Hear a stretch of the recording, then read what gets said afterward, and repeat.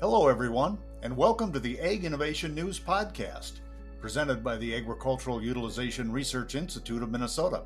I'm Dan Scogan, your host for the Ag Innovation News Podcast. Now, guests on this program will shed light on innovations in value-added agriculture, highlight important voices and work that's being done throughout the Minnesota ag sector, and educate the public about resources and organizations that support Minnesota agriculture. Today is a non-podcast, because today we'll be visiting with Gwen Williams and Tahir Sandhu about the Artisan Naan Bakery, what it is, how it came to be, and what they produce, and how you can find their products. Gwen, we're going to start with a little bit of a biographical background on you. Tahir, I hope that you will weigh in as well, but tell us a little bit about yourself and the road that brought you to today and the Artisan Naan Bakery. I grew up in Minnesota around the Twin Cities metro, and then I met my life partner and now my business partner, Tahir, in Illinois. And we had reached a point in our life where we wanted to move back to be close to some older relatives that I have in Minnesota. So we were looking for a business, and we decided we were going to explore something that we both had developed an interest in, and that was local small food production and local food markets. So that's kind of how we got our start. Tahir, what's your background? And I got to ask, how did you two find each other? Well, we met in Illinois, like she said, in the grad school at Illinois State University. And we spent some time there working, in the graduate school. And then we decided to move back to Minnesota. And here we wanted to take our time and not do anything foolish except what we ended up doing now. Tahir, are you saying that this may be foolish? We haven't concluded that yet, We are beginning to think about it, over time as we go into it. This thing was just like, a hobby of ours, just create meals for ourselves in our kitchen. And gradually we discovered, the more we make interesting meals for ourselves, the more we find the pivot of that thing is the bread. And slowly we discovered that bread can not only be made in our personal kitchen, but it can be maybe made in a professional kitchen. And we gave ourselves a little trial and error type of experience by making bread in our own kitchen and selling it in the farmer's market. And people liked that a lot. And then we looked into how to set up a professional kitchen. And we ended up making this small little bakery in St. Joseph about 10 years ago now, I would say. And the response was very nice for retail and for farmers market. And gradually we found ourselves deeper into this making of bread. And now we have a larger bakery than we did in St. Joseph, and we are making a lot of bread every day. So that's the kind of thing, that we have here, from a personal hobby and domestic kitchen to a commercial bakery, And Gwen, Tahir may have answered the question, but really you came into this with very little background or training or experience in trying to set something like this up, but it was just a desire to do it and a love for the product. Is that accurate? Yeah, that's a good way to put it. Our background and training is in the humanities. So, so for all humanities majors out there, you may one day find yourself working far afield from that. And, we really did enjoy baking and cooking certain things. For me, I always enjoyed baking bread and also baking cobblers and pies, things that would be using fresh fruit. And my husband's a magnificent cook. And so now he's a magnificent baker of bread as well. So, yeah, you could say this is what brought us into this business. I'm going to come back to some of that delicious fruits and pies and other things that you like to cook. But what we're talking about, the center point of our conversation today, is called naan. And this is Naan. And tell me about that particular type of bread, and why was that your choice of food to develop and bring to the market? The thing is, this naan is a kind of, bread that people eat all over the world in societies that are now known as maybe Asian societies. And it's a kind of bread that you just eat when you want to have a nice bread. And I knew how to make it from where I grew up in Pakistan, so I knew how to make the bread. We tried it in a couple of different ways at home, like I said, but the results were not as spectacular as when we wanted to use the traditional oven that's called tandoor.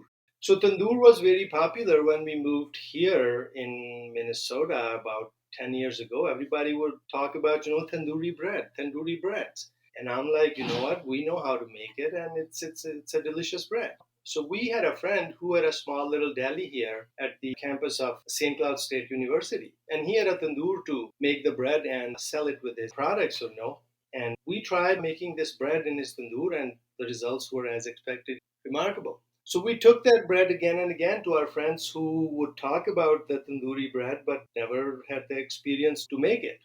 They appreciated, the quality and taste of the bread, and we just thought that that was it.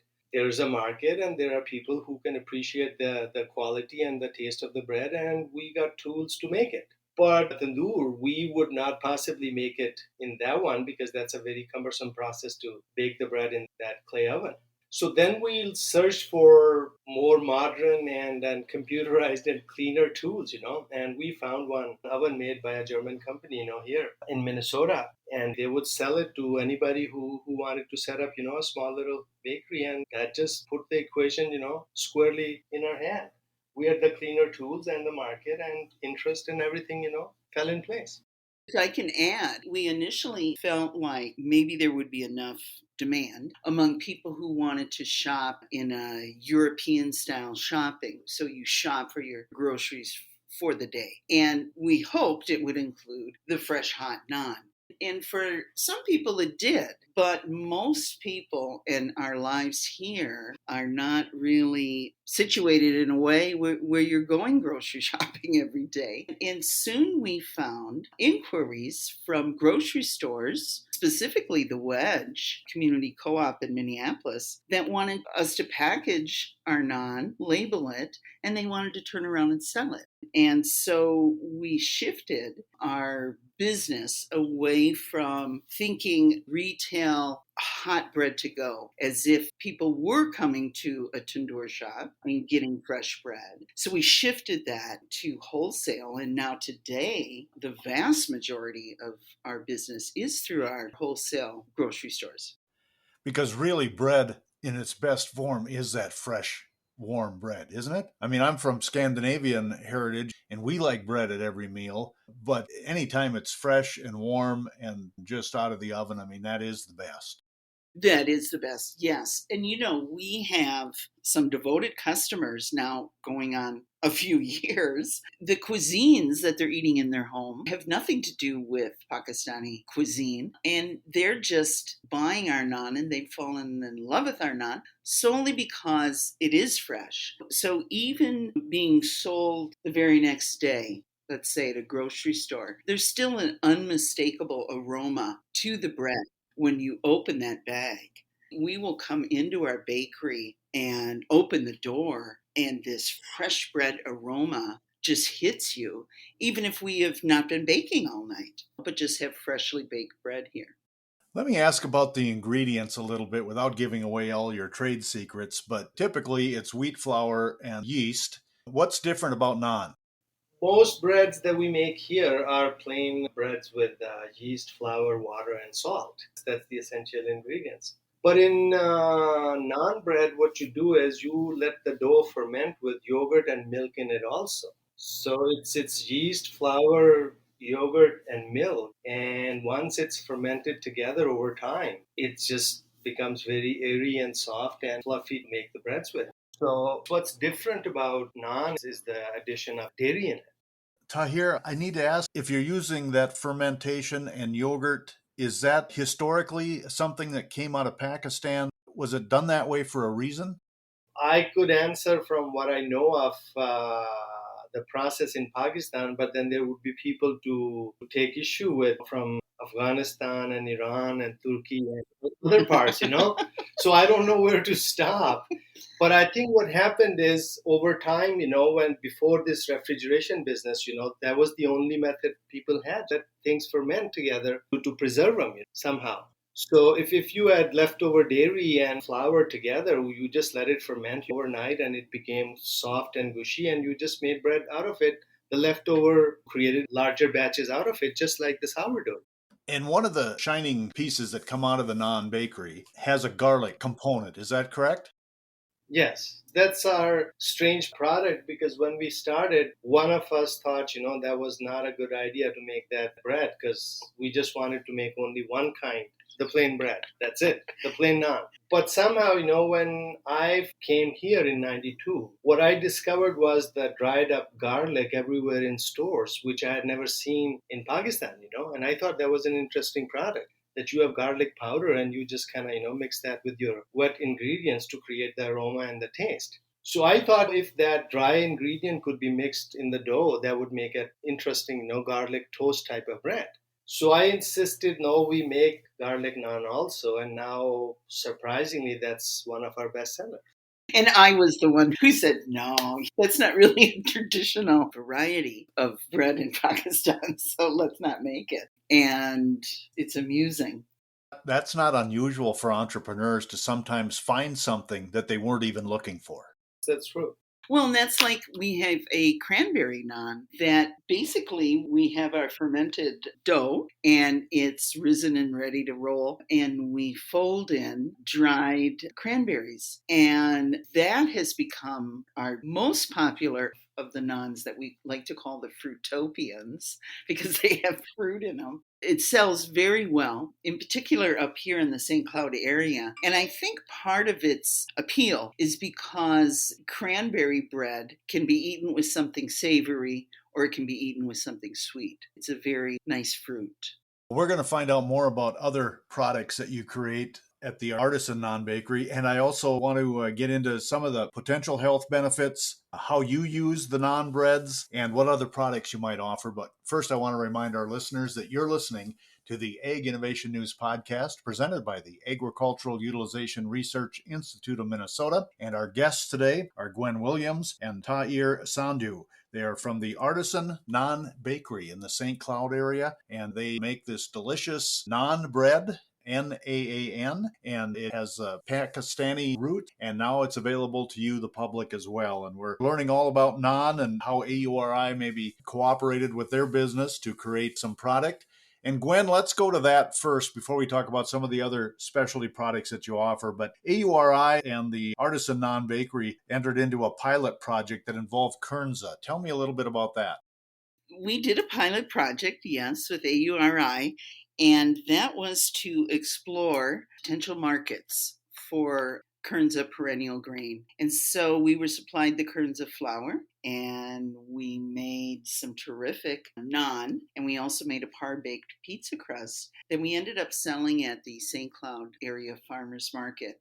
We had such good reception with it, and the story of Kernza and the potential that perennial grains hold for soil health as well as cleaning and maintaining clean water was so appealing to customers that I decided no, my wholesale customers, in particular my food co-ops, that they have probably a lot of co-op members who share those kinds of interests in clean water and newer ways of farming, as well as having a whole grain bread. And what we did with our Kernza naan, since we talked about dairy and yogurt earlier, is we decided to make that a non-dairy naan, and as a replacement of a sort for maybe some of the texture, certainly the fat, we decided to use smoothie sunflower oil and therefore have a non-dairy naan that people keeping vegetarian and vegan diets could also enjoy. And another AURI client that we helped develop some product at one time as well.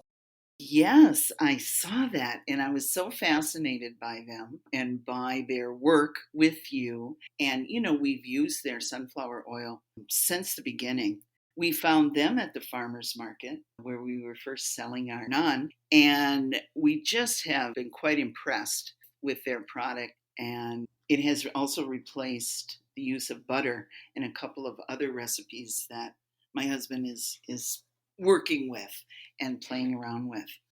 I know there's quite a few people that are excited about Kernza, the perennial winter wheat, and the opportunity to work it into our recipes and create new products with it. How was it to work with in the non-products?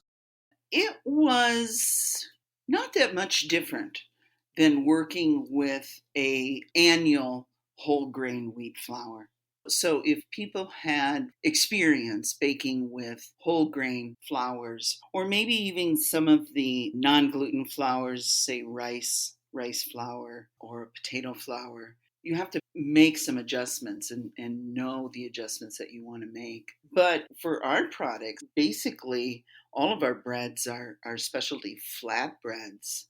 The characteristic of Kernza having a different gluten profile, you would say, that didn't affect us, because we're not after these big poofy 6-inch high loaves of bread. It's flatbread. So we didn't see much difference, basically. I want to talk a little bit about potential health benefits. I don't know that you make any claims with naan, but have you had research done on the potential health benefits of using naan as opposed to maybe a traditional bread? Well, we haven't had any rigorous tests done, scientific tests. However, based on nutritional facts, labeling, and requirements about what can be claimed and what cannot be claimed on labels, I'm happy to say that many of our dairy naan are pretty good sources of iron and protein. And I believe that comes from a combination of things. One is the whole milk and then the yogurt that's used, but as well as our main flour of choice that we use in the bakery. On a different level, it's kind of a fun story I like to remember and tell when I get a chance. And it's about health benefits. We have had some customers that are toddlers and their mom or dad. And why I put the toddlers first is we have some kids that absolutely love our naan, and they will just eat the naan as if they were eating a giant candy bar. We had one mom who bought her 3-year-old for his birthday. She bought him a bag of plain naan. She's like, I don't have to make the birthday cake. And he loves the naan. And he sat down on the grass and tore open the bread and just started eating it. So, in the sense of having a very, very good bread as a choice for a snack, I don't want to get in any trouble and name some of my favorite junk food snacks. But there's a benefit to eating something more wholesome, like a freshly baked bread. Maybe we just suggested it as a good alternative to some of your traditional snacks. Yes. Tahir, I want to talk a little bit about sustainability and your desire to be sustainable and to use products that are sustainable through a process that is sustainable. And it sounds like you and Gwen give that some thought as you go through the process. Yes, we did. And there are many things that I think we would like to talk about. But what I have discovered, I think, about sustainability in this pilot with the Ori and in our business for the past 10 years is that you are sustainable if there are people to make it sustainable. Because when it comes to infrastructure and ingredient and clean energy and transportation, all those are big picture problems. But then the small picture problems are that if the infrastructure is there and ingredients are there, transport is there, but nobody actually makes them into edible products, how do you sustain that?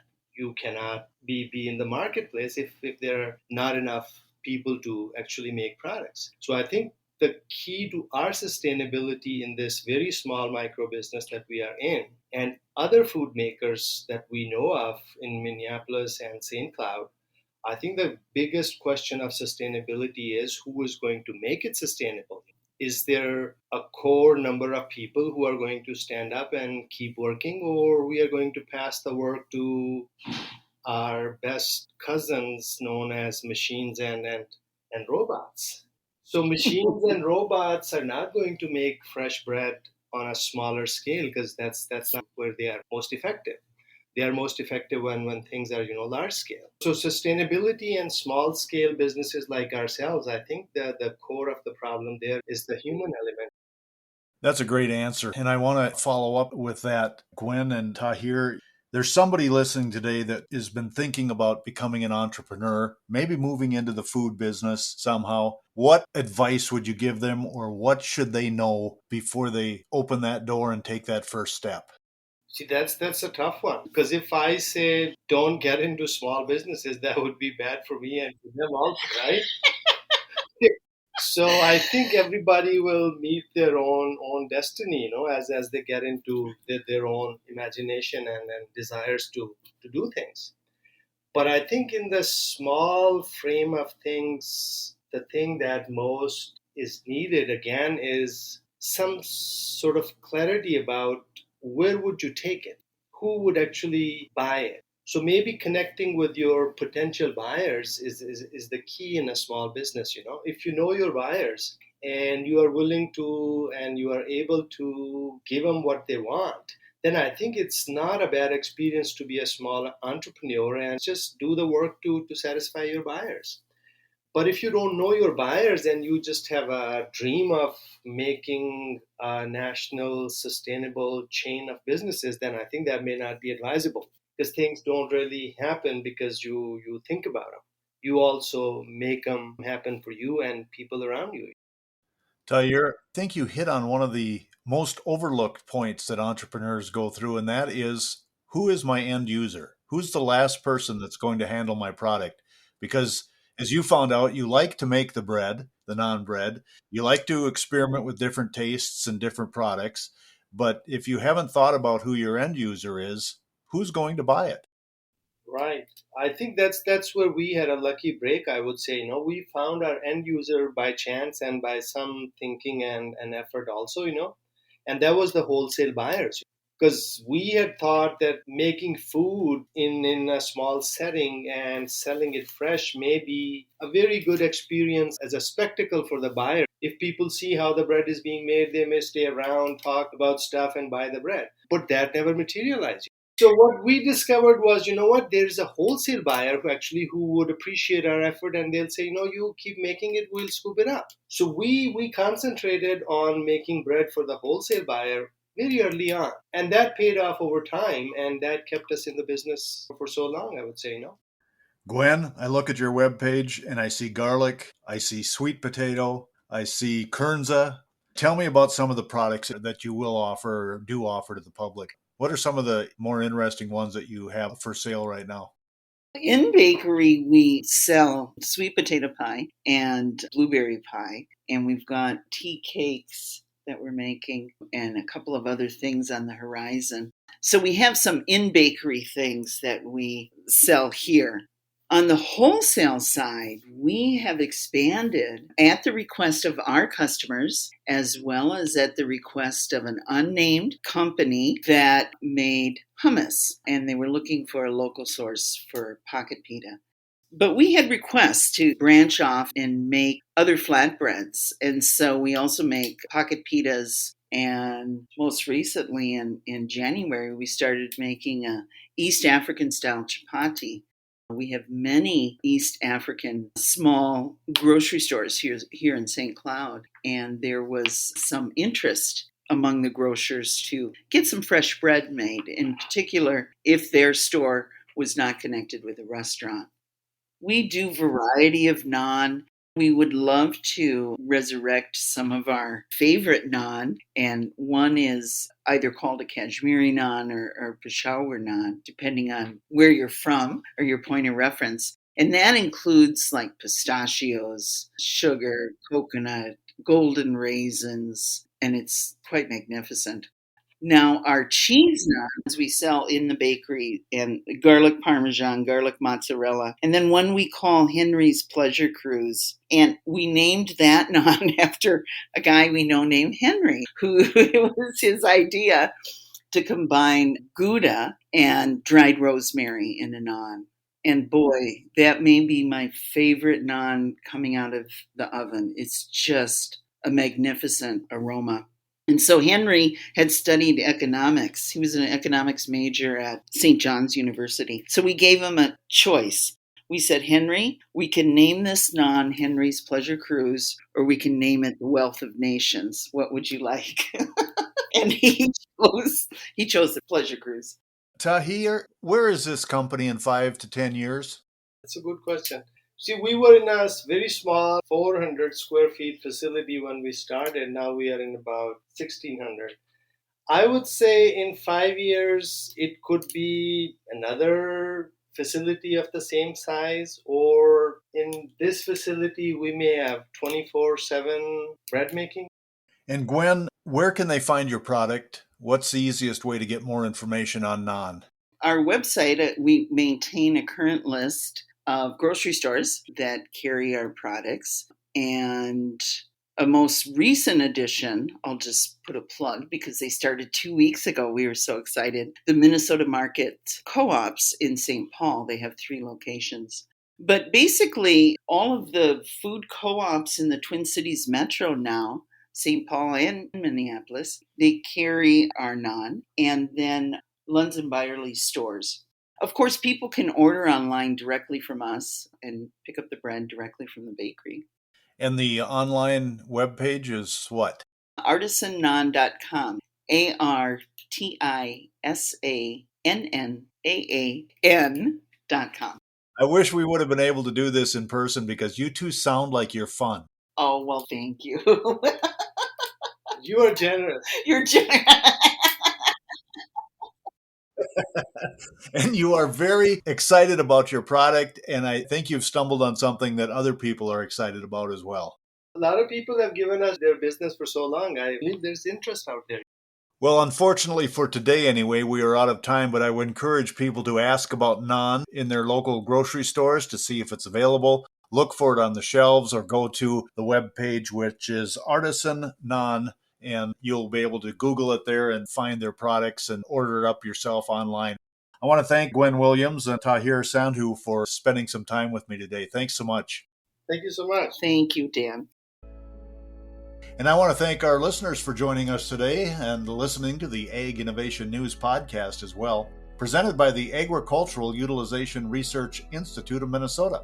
Thanks to my podcast crew of 1. It's Lisa Martinez, AURI Communications Coordinator and editor of this production. To learn more about AURI, visit auri.org.